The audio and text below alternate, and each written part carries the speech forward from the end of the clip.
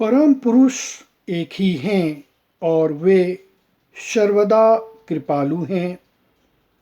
सभी जीव समान हैं और रुद्र ही संपूर्ण सृष्टि के आदि और जनक हैं। संपूर्ण जीव उनके परिवार हैं।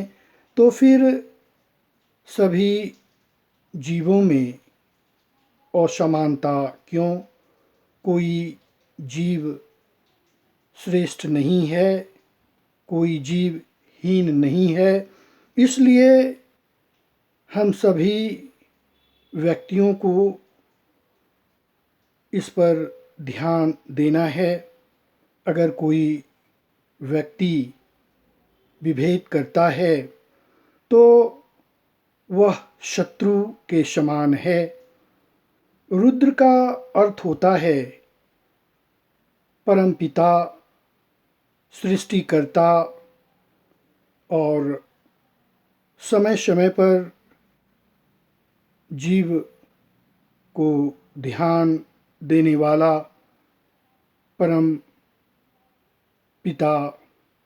इसलिए जीव में अंतर नहीं करना चाहिए।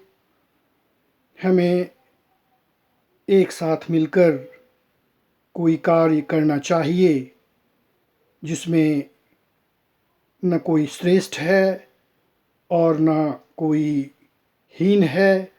सभी जीव समान हैं। रुद्र का शाब्दिक अर्थ होता है रुलाने वाला, लेकिन वो सिर्फ रुलाते ही नहीं हैं बल्कि हंसाते हैं, पालन करते हैं। यही महत्वपूर्ण बात समाज में रखने की आवश्यकता है, जिससे परिवार, समाज और देश आगे बढ़ सके। लेकिन हम कभी कभी भूल जाते हैं और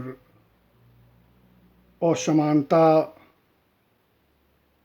पर विशेष ध्यान देते हैं।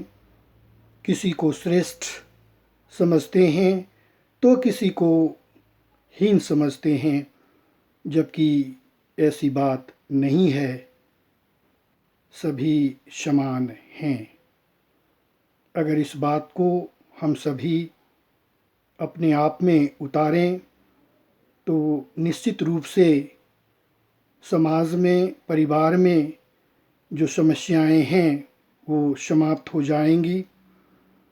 हम छोटी छोटी बातों पर झगड़ जाते हैं, कत्ल होता है, लड़ाइयाँ होती है, जो उचित नहीं है।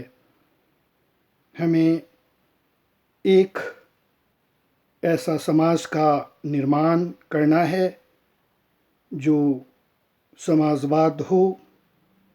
प्रत्येक व्यक्ति समाज पर समान रूप से अधिकार प्राप्त करे।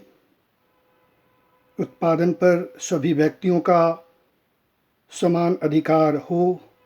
और जब तक समाज में समाजवाद नहीं होगा तब तक परिस्थितियां सामान्य नहीं रहेगी।